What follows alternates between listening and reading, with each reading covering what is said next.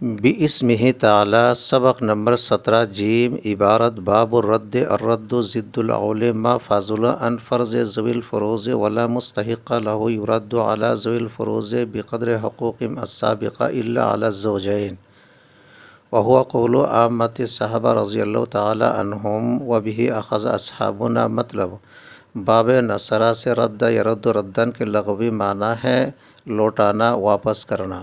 اصطلاحی تعریف: ذوی الفروض کو حصہ دینے کے بعد اگر کچھ حصے بچ جائے اور کوئی حصہ نہ ہو تو دوبارہ نصبی ذوی الفروض کو ان کے سابقہ حقوق کے مطابق دینے کو رد کہتے ہیں۔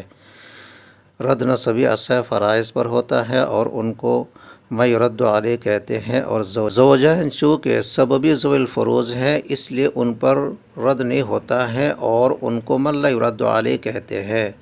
رد اول کی ضد ہے، یعنی اول میں اصل مسئلہ سے حصے بڑھ جاتے ہیں اور مخرج تنگ پڑ جاتا ہے، اور رد میں اصل مسئلے سے حصے کم رہ جاتے ہیں، بچ جاتے ہیں۔